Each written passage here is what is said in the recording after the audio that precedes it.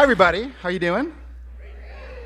Here's what I'd like to talk with you about, and it's this simple but I think sort of beautiful idea, and it's this idea of making things with strangers. I am really, really interested in this idea and the feeling that happens when you co-create something with someone else, when two things get together and become something even greater.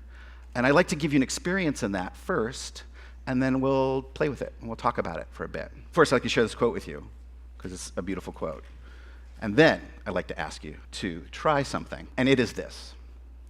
On this sheet of paper, I'd love to ask you to write 3 of your favorites. And favorite what, you may ask? And I'm saying favorite anything. So it could be a food, it could be an activity, it could be the thing you've never shared in public, but you will now. And write them sort of, big, as big as you can, in 28, 30-point font. Exactly. And you can't really cheat on this, by the way. People are like, what did you write? It's like, no, they're your favorites. So what is it that you'd like to do? So here's what I'm asking you to do now with your 3 favorites. I'm going to ask you to speed date.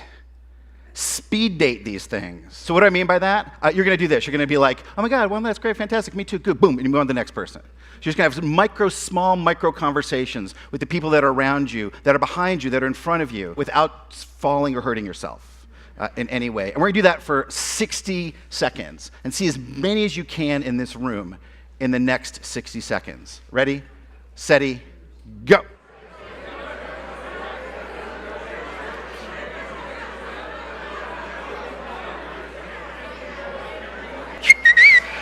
Freeze. Thanks.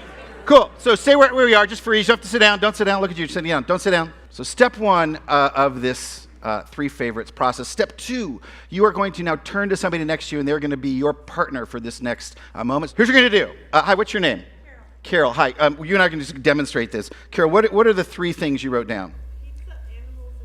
Pizza, animals, and shoes is what Carol wrote down. I wrote down doodling, improv, and mangoes. And here is your next job. So you're going to take things on your list, and you are going to combine them on things on your partner's list to come up with, and here's the idea, come up with new products and services that do not exist in the world. They absolutely do not exist at all. So you've got like pizza and doodling. So our business is going to be, we're going to come up with a pizza parlor where you draw on your pizza. That will be our business, as an example. So you do this now. Come as many as you can in the next 60 seconds, and then we'll hear some of these. Go!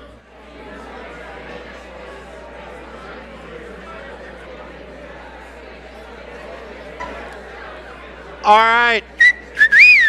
I'll pause you there now as well. Again, just stay where you are. This has changed people's lives, by the way. You might just hear something and completely quit your job and start to do this. So I would love to hear some. What did you come up with? Yes, what do you have there, sir? We have a cheesecake-flavored Jameson whiskey. A cheesecake-flavored Jameson whiskey. Look at that. Already a market. Awesome. Others? Yes, what do you have back there? A ball pit full of puppies. Liability might be an issue, but fair enough. Yes, go ahead. Pistachio, gelato, and a dog, so we're going to make some pistachio gelato dog. A dog food. With what kind of gelato? Pistachio. Call the whole thing off. Yeah, one more. A human quilt? Gross. It's Silence of the Lambs. All right, lovely. Again, give your partner a round of pointless enthusiasm and grab a seat, and we'll talk about that. Yes, yes. Perfect. Bravo. I think that, at least for me, the times in my life when I have experienced the most joy, the most inspiration, the most feeling of being alive is when I'm making something with someone else. I'm a bit of a junkie for it. It's why I started to do work in the field and the art of improvisation over 25 years ago, because at one point I thought I was going to be an actor, and I realized in my second play, I was the gentleman caller in Glass Menagerie. It was funny, actually, and it's not a comedy. I could not memorize scripts. I had the inability to do it. And so I stumbled one day into another rehearsal. I was going to my rehearsal, and these guys were making up stories without scripts. the audacity of the improviser. And I was like, that's it. I want to do that. Because I'm in love with story, and I'm in love with this idea of making something in the moment. So in this game that you just played, I think there's a lot going on, actually. And you can feel the joy in the room when you do it. There's something incredibly joyful that was happening, I think. And here's just a kind of a way to break it down. I had you write down some of your 3 favorites, and you did. And that's kind of like you. You're like, okay, here's me, and I'm gonna write these down. And typically what happens sort of in the world and in life is that we have our stuff and we sort of keep it here because we're not sure spaces are safe to let them out. Like, here's me, but I don't really know if you're cool or nice or you're not gonna hurt me, so I'm gonna keep it here. And that can happen with ideas as well. We first started doing work in ad agencies, and I'm not from that world. I'm from the world of visual art and from the world of theater, and I was baffled by the fact that there was an entire department that called themselves the creative department. And the fact that no one else is that was the idea? So that confused me. So in this game, you write down yourself, and then there's this invitation to do this sort of speed date thing, which is kind of like this sort of moment of like, okay, here's who I am. And I'm gonna sort of, oh look, that's who you are too. And connection happens immediately, regardless if you both wrote down bowling. It doesn't matter. My wife hates improv, and I hate knitting, but I love her. So you're speed dating all this. She'll look at this tape later, I'm gonna be in trouble. So then you're sort of giving it to the world, and then there's sort of the magic, and the magic is the collision. The collision that happens when part of you collides with someone else. And in this instance, you're literally doing that. You're taking your ideas and you're colliding them together, and you are coming up with stuff you could have never have thought of before, and maybe never would want to. Human quilting. So I think there's so much magic in that, and I just want to spend a little bit more time talking about it and looking at it. Here's what I think is happening. I think there's a number of practices happening when people get the right conditions for working together, when co-creation is really happening. And these come from work that I've done in improv, but they also spilled over into all other parts of my life, which I'll show in a moment. And I think these are some basic behaviors. I think noticing more. So when you're playing this game, you're noticing. Your heightened state of noticing. If you want to make something amazing with someone else, you need to start with that. There's things all around you that are changing all the time. So noticing more. This idea of letting go of who you are, letting go of your agenda, being changed by the other people around you. I had an amazing improv coach once who said to me, I don't tell any of my actors to listen, because there's nothing they can do that's actionable with that direction. Instead, I tell actors to be changed by what they hear. And I'm like, I can do that. Listening, hey, listen better. It's like, what, like this? Does that help? So there's that. And then there's this last idea, which is the idea of using everything. Using everything. There's a sort of basic subcomponent of communication that improvisers talk about, and it's this word, an offer. And I like to think that everything is an offer. So if I'm on stage and someone else comes up on stage and they accidentally trip over their shoelace, that's an offer. They didn't mean it to happen, they didn't want it to happen, but there it is. Now what do we do with it? And it's really started to transform my life to think about this idea, because when sort of the shit happens, it's also an offer. I was doing some work, and we'd done all this preparation, and we flew to another country, and we got there, and the client's like, you know what? We don't want to do this. Got back on the plane with my business partner, and I was like, what the hell? He goes, there's an offer here somewhere. And there was. The offer was, we didn't know how they made decisions. And so we just assumed. And so we learned from it. And so I got really interested in this idea of offers, but what I didn't realize is that I'd been interested in it forever, ever since I was really small. Because when I was a kid, I would have these incredible nightmares, so around 6 or 7. And I would have these nightmares where they were like these lucid ones where you're dreaming, but what you're dreaming is where you're actually sleeping, so you don't know that you're dreaming.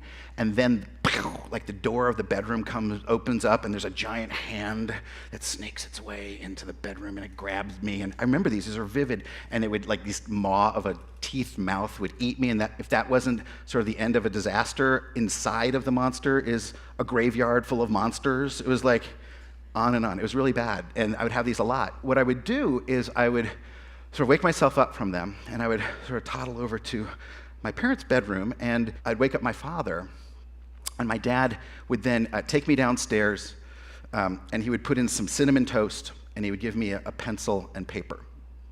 And then he would eat the cinnamon toast. And he said to me, why don't you draw those things that are scaring you so much? Why don't you draw your nightmares, draw these monsters? And so I did. I started to draw them. And this was a reoccurring, I would say, ritual for us for months. My parents saved almost all of my drawings, which if you remember nothing else from what I'm talking about, and if you have kids and they draw, save them. Because it's amazing to look back on them. So I have these things. This is one of them. The other thing my dad would do is we would name them together. He'd be like, what's the name of this one? And he'd draw it on the back. This is, and this was ironic, this is No Teeth Monster. Don't really get it. This is the Angel Devil Monster. This one you can see, this is his handwriting. This is, obvious. Obvious is lovely. This is Lamppost Monster. My dad wasn't spared from any of this either. So we kept doing this over and over again. And then one night, which is sort of remarkable, my dad, he said, if you draw these things, you can also erase them. And he took the pencil and he turned it over, and he asked me to erase these things. And I started to do that, and I have those as well. And my dad is not a sort of pop psychologist. He didn't read about this. He wasn't like, this is how I'm going to solve it. He's just like, do it. He saw these drawings as an offer, and he saw our relationship as an offer. And sure enough, these drawings and nightmares started to fade until they disappeared. And I didn't have them anymore, but I did have them. What I had was the ability to use them. Because what my dad did with this offer is he accepted it. He recognized it, and he did something with it. There's other things you can do with an offer. You can acquiesce to an offer. If my dad's like, yeah, you having nightmares? Yes, you are. I'm going back to bed. Could have done that. When you acquiesce, you just say yes to something, but you don't do anything with it. You don't add to it. You don't build upon it. He could have blocked my offer. You're not having nightmares. Those are dreams. If you don't recognize what I'm doing, if you don't recognize the reality, where there's no way to work together, there's no way to bring that collision into something that's fruitful. But what he did do was he accepted the offer. He recognized it, and he did something with it. And that is joyful. When people recognize you and use your stuff in some way, it creates joy.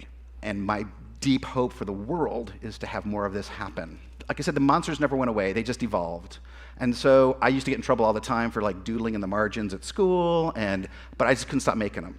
And these are ones that I made sort of in my teens into my 20s, and these things just poured out of me. But I never sort of lost track of getting excited about this idea of also co-creating. So this is me making stuff, but I was like, what would it be like to make some incomplete stuff and then invite your audience to finish it? So for example, I did an exhibition that was called the You Name It show, You Name It. And the idea was to put up paintings in a gallery, but with no titles, and ask the audience to come and literally just put their title suggestions around it. And then I would be like, oh yeah, I like that one. Let's call it that. So for example, this one, I would have never, ever have thought of this title. This is why co-creation can be amazing, because this ended up being called gluten intolerance. Which I was like, that's so funny and so great, and I never would have gone there. I'd be like, monster and cake. I'm so interested in this idea of creating incomplete things and inviting your audience in. It comes from the improv work, but I'm also incredibly excited about it in the visual artwork that I do. I run a company called On Your Feet, and we use improv in business. And because I'm the owner and a co-founder, and I'm also, I doodle on everything, I get to, because I'm the boss, tell everybody what we're going to make and do for our end-of-year gift. And then I get to make it. So it's just totally narcissistic, but I get to do it. And one year, I made a notebook. Actually, I literally have it. It's this notebook here. It's mostly blank pages, but every now and then there's a doodle in it. It's a co-creation notebook, so it's a little, prompt for how to co-create with the world. And I was just messing around, and I came up with this prompt. It says, imagine that you go through life, your entire day rather, followed by a giant invisible robot that protects you, defends you, and gives you outrageous compliments. And this guy's like, nice pants. So I put that out there as a bunch of other prompts in this book, and here's the weird thing that happened. People started to tell me and write me and call me and say, you cannot imagine what my robot said to me today. Oh yeah, he said I was really smart in that meeting. I got a lot of these, and I was like, whoa, what is happening there? Because the robot's not really talking, it's giant and invisible. But this moment, this thing gave them the permission to have a bit of a conversation with themselves, to celebrate something with themselves. So the next year I was like, shit, I know what we should do. Let's make the robot. Giant invisible is cool, but let's make something. And so after a lot of sort of back and forth, we stumbled on an actual object, which is a beautiful object. If you ever hold one, which many of you probably have, it's a domino. So a domino, small thing. So we made these things. These were Joybots that we made. So I started to name them all different things. Joybot and Bravebot and Lovebot. And I started to draw them and drew each one of them. I still am. So here's what we did. The Joybots, first I just started to leave them in any random city that I went to with the invitation for people, when they found them, to take a picture of something that brought them joy, post it. I'm totally ignorant about social media. Pretty much still am, except I got it. It's like, if you do a hashtag, then other people can see it. That's all I need to know. So using this BotJoy hashtag, people started to find them and post the things that brought them joy. Now again, I'm from Portland, and I left them in Portland first, so I got like 200 just, I love beer. This was Tucker, and what he loves most is his skateboard. I love this, my stuffed hippo, and then it was left, because the invitation is after you do it, leave it for someone else to find, so it just keeps perpetuating. And this cat is another person. This thing went from like Portland to Sacramento to all over the place. And so I would just leave these things. I would just leave sort of hundreds of them. And like I said, I would make other types. I'd make love bots and inspiration bots and advice bots, just whatever I can think of. And I really loved making them. They were sort of like the yin to my yang. I was like up on stage and doing a lot of work in the training field, but this was quiet. It was a nice reflective way to be. I made them giant sort of mosaics with them. This one is in Randall Children's Hospital, part of a BraveBot program, because then we decided to give these to the kids at the hospital. I thought to myself, well, these seem to be working out there in the world. Who else needs them? And it's a pretty obvious conclusion. I was like, well, kids who have to go in these scary, uncertain circumstances. And so I started donating BraveBots just to the local hospital there. And it sort of caught on and went sort of crazy. Here's one story. This is Ava, who is beautiful. She got diagnosed with diabetes. She had to learn how to give herself injections, and this BraveBot is what she had to have with her to do it.